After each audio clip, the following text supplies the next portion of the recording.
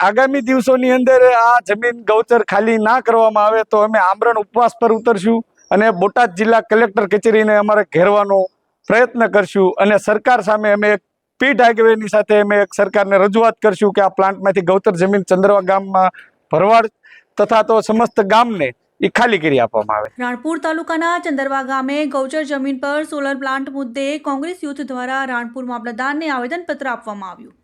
બોટાદ જિલ્લા કોંગ્રેસના યુથ પ્રમુખ સુરેશભાઈ ભરવાડના નેતૃત્વ હેઠળ આજે કોંગ્રેસના કાર્યકર્તાઓ દ્વારા રાણપુર તાલુકાના ચંદરવા ગામે ગૌચર જમીન પર સ્થાપિત સોલાર પ્લાન્ટ અંગે ગંભીર આક્ષેપો સાથે આવેદનપત્ર આપવામાં આવ્યું હતું।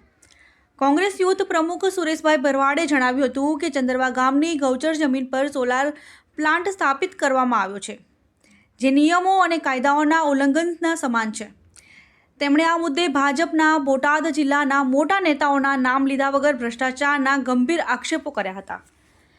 તેમણે જણાવ્યું કે ગૌચર જમીન ગામના પશુપાલકો માટે અતિ મહત્વની હોય છે અને આવી જમીન પર સોલાર પ્લાન્ટ સ્થાપિત થવાથી પશુપાલકોના હિતોને ગંભીર નુકસાન થઈ રહ્યું છે।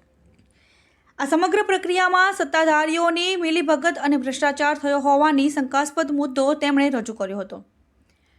કોંગ્રેસ કાર્યકર્તાઓએ આવેદન મારફતે માંગણી કરી હતી કે ગૌચર જમીન પર થયેલા સોલર પ્લાન્ટની તાત્કાલિક તપાસ કરવામાં આવે તેમજ જો ગેરરીતિ સાબિત થાય તો જવાબદાર અધિકારીઓ અને સંબંધિત લોકો સામે કડક કાર્યવાહી કરવામાં આવે।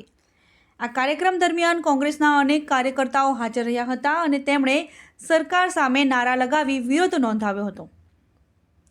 Report by Rohit R Jatapara, Diu Mirror News. શું તમારું નામ, તમારો પરિચય? સુરેશભાઈ ભરવાડ, બોટાદ જિલ્લા યુથ કોંગ્રેસ પ્રમુખ। આજે આ તમે મામલતદાર કચેરી ખાતે આવેદન પત્ર જે આપ્યું છે તે શેના અનુસંધાને આપ્યું છે?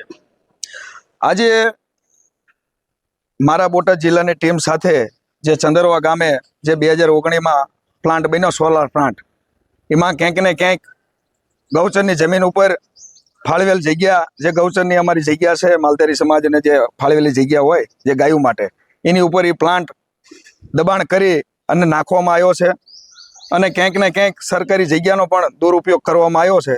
તો આજે અમે આ મામલતદાર સાહેબને રજૂઆત કરી છે કે ભાઈ ટૂંક સમયમાં આ જે કોઈ જગ્યા ઉપર દબાણ છે કે નથી, અમે 100% કહેવી છીએ કે દબાણ છે તો એનું સ્પષ્ટતા કરે। બરોબર। અને બીજું કોઈ તમને આમ નામ જોબ ખાતરી ખરી કે આમાં કોણ કોણ માણસો છે, કોના માથા ચલવાયેલા છે, એવું કાંઈ? તમે સમજી લો, ચંદરવા ગામમાં તે કેમ 700 વીઘામાં પ્લાન્ટ આવ્યો સોલાર પ્લાન્ટ, આખા બોટાદ જિલ્લામાં કેમ ચંદરવા ગામ જ તે? આમાં ચોખ્ખી આશંકા છે કે બોટાદ જિલ્લાનું એક મોટું માથું ભાજપનું જેનો હાથ છે આમાં, અને જે તે સમયે આ પ્લાન્ટ નખાણો ત્યારે વારંવાર અરજીઓ કરવામાં આવી પણ કોઈ પણ અરજીનો કોઈ ટીડીઓ સાહેબને અરજી આપી હોય કે મામલતદારને આપી, કોઈ જગ્યાએ જવાબ મળતો નહોતો। એટલે આજ આ વાત અમારા ધ્યાને આવી એટલે બોટાદ જિલ્લા યુથ કોંગ્રેસ આને પૂરી હાથમાં લઈ અને પૂરી તાકાતથી લડવાનું કામ કરશે। આગામી દિવસોમાં જો અમને આમાં સારો જવાબ નહીં મળે તો મારે કદાચ આમરણ ઉપવાસ પણ બેસવું પડે તો પણ મારે બેસવાની તૈયારી છે। અંદાજે કેટલા એકરમાં પ્લાન્ટ નખાણો હોય, કેટલી ગૌચર દબાણી હોય એવું તમારે ધ્યાને ખરું? મારે અંદાજ એવો છે 85 એકર જમીનમાં ફાળવેલી જગ્યા છે કે છે, પણ 700 વીઘાની આજુબાજુમાં પ્લાન્ટ છે અને એમાંથી 150 થી 200 વીઘા જમીન ગૌચરની છે અને ગૌચરની જગ્યા ઉપર દબાણ છે। આપનું નામ? સંજય વાઘેલા, સ્થાનિક ચંદરવા ગામ। સંજયભાઈ, કોંગ્રેસ દ્વારા આજે જે મામલતદાર સાહેબને આવેદનપત્રમાં આપવામાં આવ્યું છે, શું બાબત છે, શું બારામાં આપવામાં આવ્યું?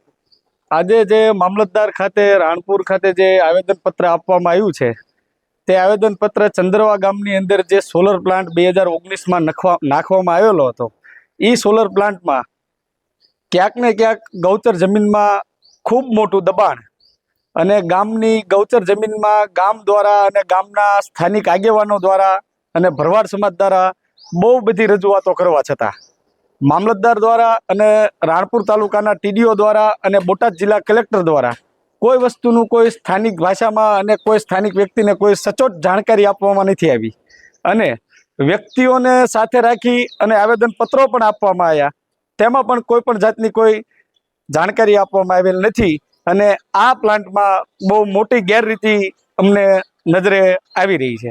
સંજયભાઈ, કોંગ્રેસ દ્વારા આક્ષેપ લગાવવામાં આવ્યા છે કે આમાં કોઈ ભાજપના મોટા નેતાનો હાથ હોય એવું છે, તમને એ બારામાં શું લાગે છે? કોંગ્રેસના દ્વારા જે આક્ષેપો લગાવવામાં આવેલા છે તે સચોટ રીતે, સાર્વજનિક રીતે અને ત્યાંના સ્થાનિક વ્યક્તિઓના દ્વારા તમતારે અમને જાણવા મળેલ છે. બીજી વસ્તુ કે ત્યાંના ભાજપના નેતાઓ બહુ આગેવાની કરી રહ્યા છે બોટાદ જિલ્લાની, અને બોટાદ જિલ્લામાં બહુ મોટી પદવી ઉપર માણસો અત્યારે હાજર છે.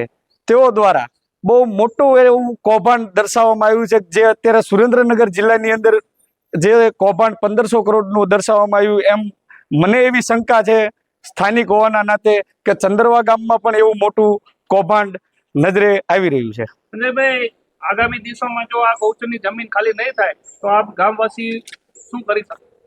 આગામી દિવસોની અંદર આ જમીન ગૌચર ખાલી ના કરવામાં આવે તો અમે આમરણ ઉપવાસ પર ઉતરશું અને બોટાદ જિલ્લા કલેક્ટર કચેરીને અમારે ઘેરવાનો પ્રયત્ન કરશું, અને સરકાર સામે અમે એક પીઠ આગેવાની સાથે અમે એક સરકારને રજૂઆત કરશું કે આ પ્લાન્ટમાંથી ગૌચર જમીન ચંદરવા ગામમાં ભરવાડ તથા તો સમસ્ત ગામને એ ખાલી કરી આપવામાં આવે.